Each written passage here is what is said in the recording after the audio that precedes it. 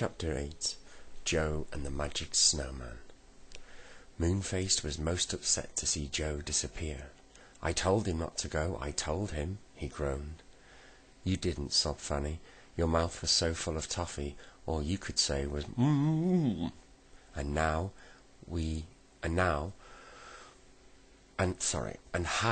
could we know what that meant?" "Where's Joe now?" asked Bessie, quite pale with shock. Yes, indeed, where was Joe?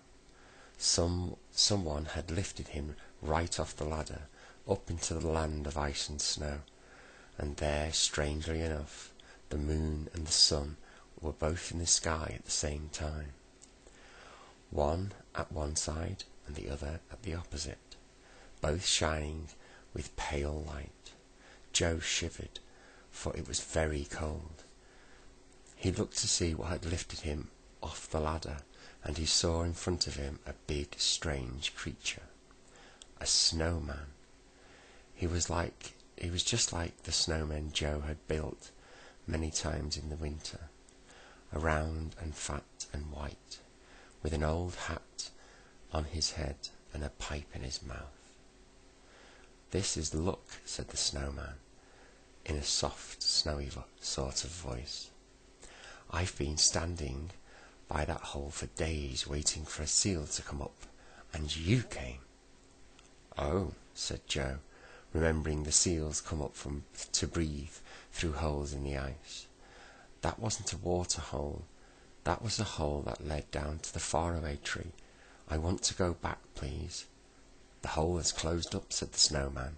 Joe looked, and to his great dismay, he saw that a thick layer of ice had formed over the hole, so thick that he knew perfectly well he could never break through it.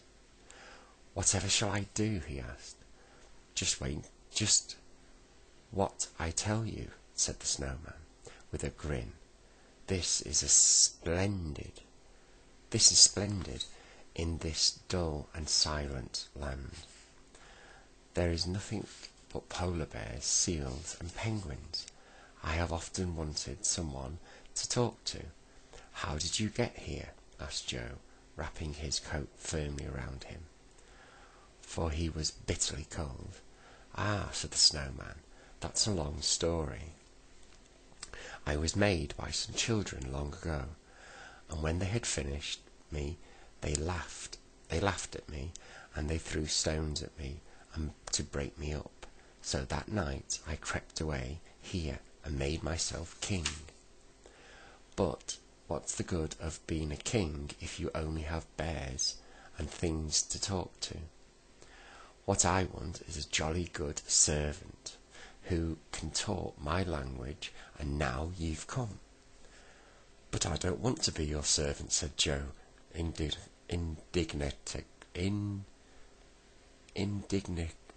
I can't even say that word. "But I don't want to be your servant," said Joe. "Nonsense," said the snowman, and he gave Joe a push that nearly sent him over. Then, one big flat snow feet, he moved forward to where there was a low wall of snow. "Make me a good house," he said. "I don't know how to," said Joe.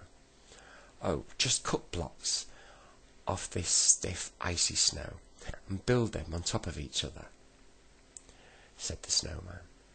"When you've finished, I'll give you a fur coat to wear. Then you won't shiver so much." Joe didn't see what he could do anything but obey. So he picked up the spade that was lying on the wall and began to cut big bricks from the frozen snow.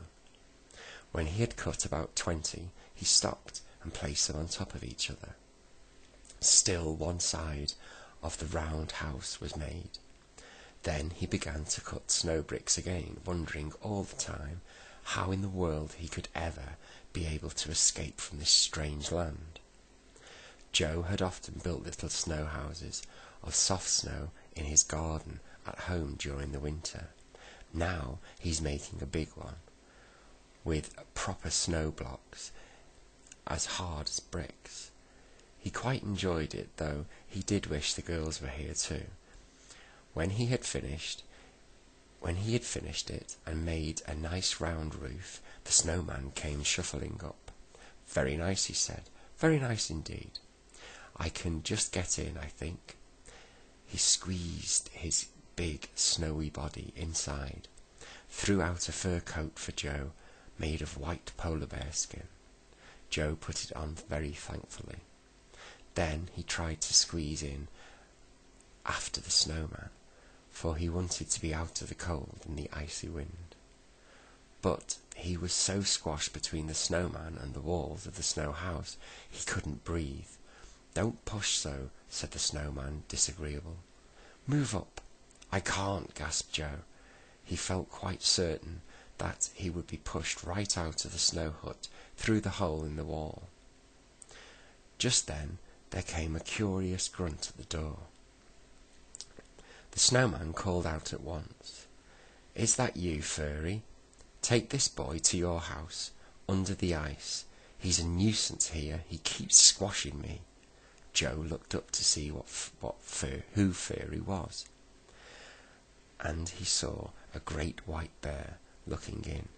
The bear had a stupid but kind look on its face. "Ooh," said the bear, and pulled Joe out into the open air. Joe knew it was no use to struggle.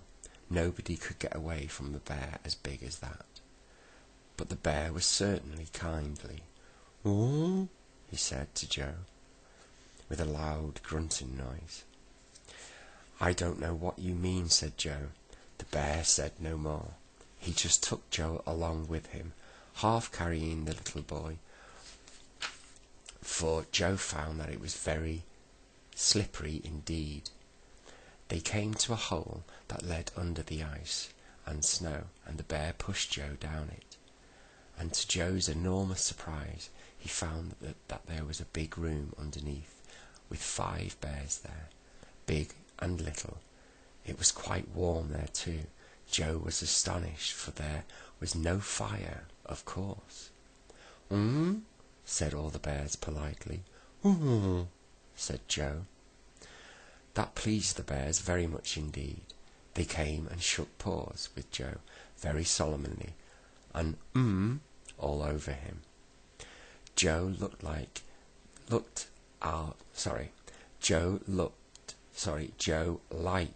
bears. Joe liked the look of the bears much more than he liked the look of the snowman.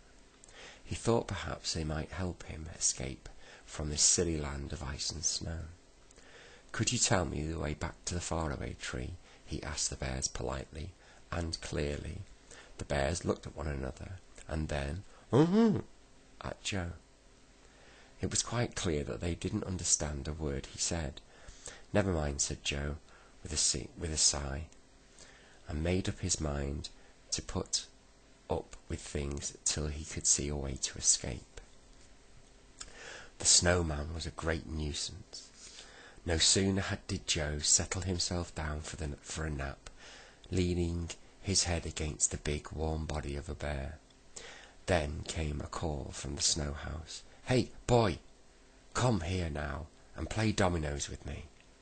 So Joe had to go and play dominoes. And as the snowman wouldn't let him into the hut, 'cause he said he was being squashed, Joe had to sit at the doorway and play, and he nearly froze to bits. Then another time Joe was eating a nice bit of fried fish, that one of the bears had kindly cooked in oil for him. The snowman shouted to him to come and make him a window in his house, and Joe had to hurry off and cut a sheet of clear ice to fit in the side of the house for a window. Really, that snowman was a perfect nuisance. I wish to goodness I'd never peeped into this silly land, thought Joe 100 times. It's a good thing the bears are so nice to me. I only wish they could say something else besides Joe wondered what Bessie and Fanny were doing.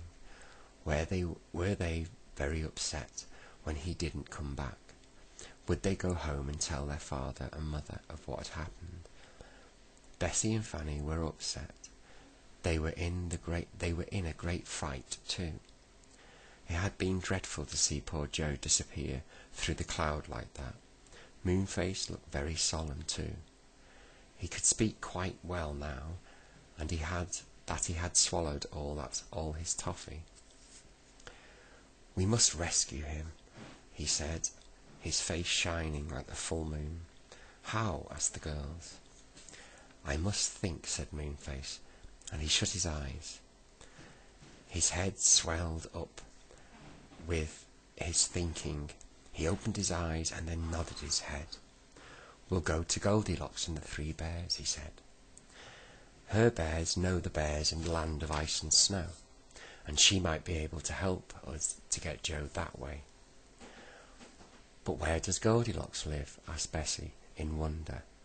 "I thought she was just a fairy tale." "Good gracious, no," said Moonface.